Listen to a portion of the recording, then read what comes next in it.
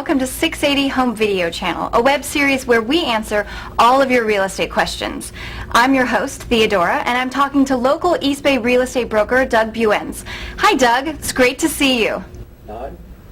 Today's topic is the offer process. So Doug, please tell us how one goes about deciding what to offer on a home. I'll be glad to.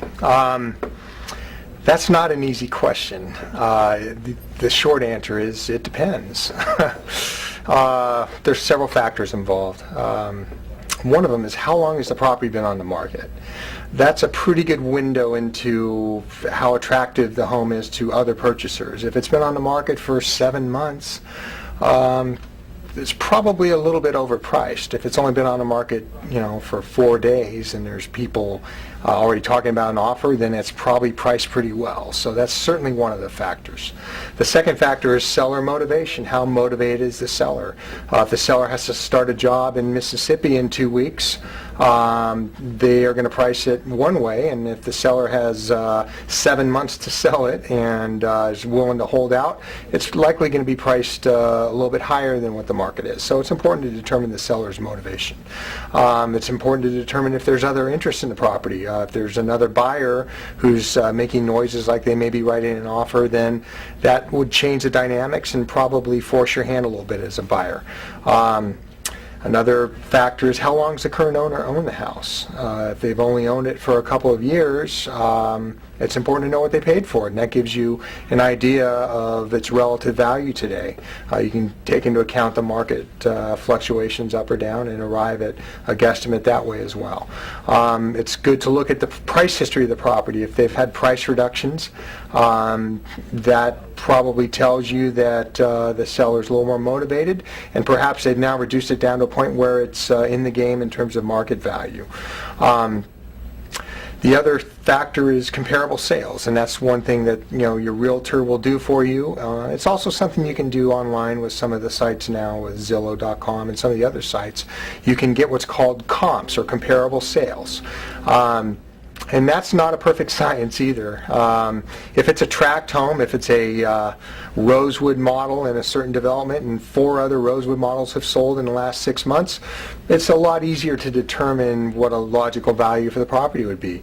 But if it's a unique property, one of a kind, then it's a lot more difficult. It's safe to say that Hearst Mansion might have a hard time comping out in today's market, so you probably wouldn't be able to rely too heavily on comps in that situation.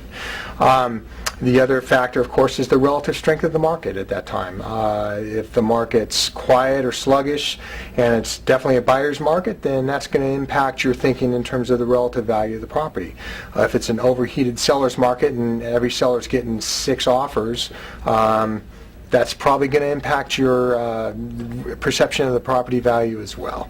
Upgrades and amenities, of course, are important. If it's a first-class property with cherry and granite and stainless kitchen and all the bells and whistles, then that's certainly going to have more value in the market today.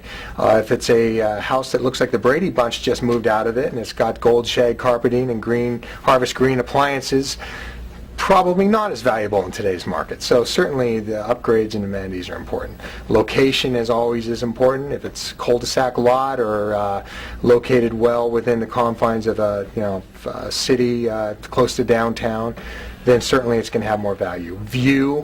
View's another factor, and unfortunately there's no chart or book we can go to determine exactly the value of a view. It's really dependent on what the buyer perceives the value to be. So that's a little bit of a moving target and a little bit of a range. Prior appraisal. You can always ask if the seller has an appraisal on the property. Now, I have to give you a warning on that score.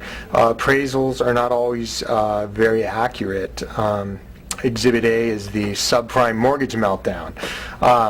And one of my favorite things to hear from sellers or listing agents is, well, we have the property appraised at $1.2 million, and the thought that always enters my head is, well, if it's worth that, why don't you ask the appraiser if he'll buy it for that? And if the answer is no, it's probably not worth that. So take appraisals with a grain of salt. all in all, it's not an exact science. And really what we're looking for is what's a reasonable range of value for that property given all these factors that we talked about.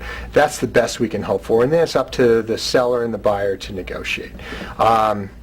As always, a professional realtor can add a lot of input into this and really guide you in terms of what would be a reasonable range for the property.